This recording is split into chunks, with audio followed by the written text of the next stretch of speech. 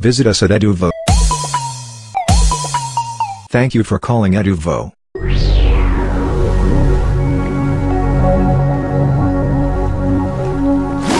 Knowing how to position elements on a page to build layouts is just as important as understanding the box model components.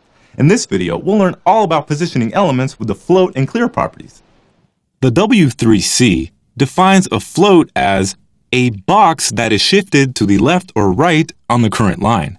Then it goes on to say that the most interesting characteristic of a float is that content may flow along its side.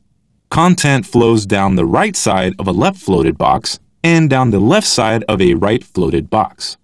So, as we just read, floats are elements that are literally floated on the page, so that they render side by side to each other. The float property accepts three values, left, right, and the default value is none. It's important to understand how floats work and behave, along with some of the issues that may occur when using them. So let's go over some common examples. One of the most common uses for the float property is for floating an image with text wrapping around it. So let's go ahead and do that. Here we have an image element with a sibling h4 and paragraph. Both are nested inside of this containing div. When we view it in the browser, we can see that because the paragraph and heading are block level elements, each element is on its own line. To float the image, in our CSS, we'll create a new rule by selecting the image element. Then we'll add the float property with the value right. When we refresh the browser, we can see that the image is pushed to the right side of the containing div, and the surrounding paragraph and heading flow on its left side. If we change the value from right to left, we'll see that the image is pushed all the way to the left side and the content flows on the right side of the image. What floats do is they remove elements from the normal flow of the document. In the normal flow of our document, each element stacks on top of each other vertically, like we saw earlier before we added the float. To better illustrate this, let's go ahead and add a border to the paragraph and heading. So I'll just apply a 3-pixel border here of black to our paragraph and one to our heading 4. Back in our browser, notice how the floated image appears to be inside of the paragraph and headings box. So this is what I meant when I said that floats remove elements from the normal document flow. If we try to apply space around our image by applying a margin or padding to the paragraph, so let's go ahead and apply 25 pixels to the left and right sides of the paragraph. And when we refresh, we can see that it doesn't quite give us the results we need. Well, that's because of the way the box model works with floated elements. Remember that the image isn't really nested in the paragraph, so any margins or paddings applied to the paragraph will create space between the paragraph and the containing element, as we can see here. In order to create the space we need, we'll need to apply a margin or padding to the image itself. So let's go ahead and remove the 25 pixels and the paragraph, and we'll apply a margin of 0 and 25 pixels to the left and right sides of the image. When we refresh the browser, we can now see the margins we need around the image. So I'll go ahead and remove these borders because we no longer need them in our example. Next, we don't want the text to wrap around the image as we see here. It would actually look better if the text was flush left and aligned with the heading. To make that happen, we'll need to apply a width to our paragraph. So in our CSS, we can go ahead and add the width property, and let's make that 500 pixels wide. When we refresh, we can see that the paragraph is narrower, but now there's more text wrapping the image. To get the result we're looking for, we'll also need to float the paragraph left.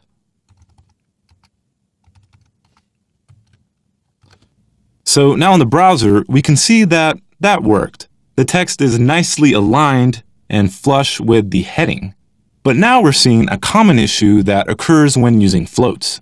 If a block element, like our containing div here, contains floated children, like our paragraph and our image, it will collapse to no height, requiring a fix. So here we can see that our div has collapsed and is only taking on the padding applied, as you can see here in our CSS, along with the margin and height of the h4 as its height. It doesn't expand to completely surround all the elements because the browser does not account for the height of the floated paragraph and image. In our CSS, if we also float our heading 4 left, we can see that the parent div no longer accounts for the h4, so it collapses further. What we need to do is use the clear property to force the div to contain all the elements. The clear property clears the space around the floats.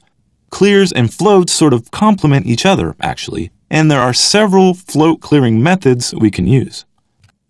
The first way we can clear floats is by adding an element to our markup, then clearing it in the CSS. For example, in our HTML, right before the closing div tag, we'll add a BR tag. Then, in our CSS, we'll create a new rule by selecting the BR elements and apply a clear property. Clear accepts 4 values: left, right, both, and none. None is the default value, and it allows floating elements on both sides. The value left allows no floating elements on the left side. So when we refresh, we can see that this works for us because we're only floating our elements left. The value right allows no floating elements on the right side. Since we're not floating any elements right, nothing is cleared. With the both value, no floating elements are allowed on either the left or right sides. So if we have both left and right floated elements, the both value is the way to go. Although this method is effective, it does require us to add non-semantic elements to our markup. On a large site where you'll need many floats cleared, this may clutter the markup with non-semantic tags. So we'll go ahead and remove it. Another way to clear floats is by applying the overflow property to the containing element with a value of hidden or auto. So for our containing div, we'll go ahead and add the overflow property, and we'll use hidden as our value. This is a simple and effective way of clearing floats, but it isn't the most recommended because scroll bars may appear in certain browsers or certain parts might get cut off due to positioning or margins and padding.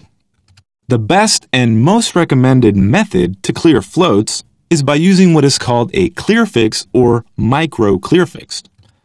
You can learn more about it on nicholasgallagher.com/micro-clear-fix-hack. I'll go ahead and paste it in our CSS and go over how it works. So this method uses the before and after pseudo elements to generate empty content via the content property, as we can see in the empty string here. Then it styles the content by displaying it table.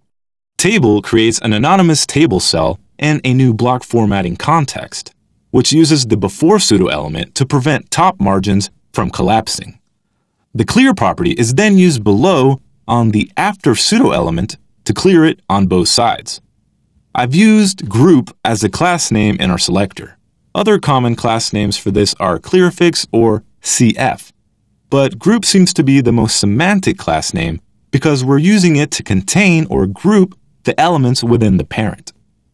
So now anytime we need a containing element cleared, we just need to add the class group to our element. To ensure consistency for IE6 and 7, we'll need to add a rule below which uses the zoom property to trigger has layout. This fixes a rendering bug that happens in IE7 and below. In this next video, we'll take a closer look at CSS positioning schemes that can be specified using the position property.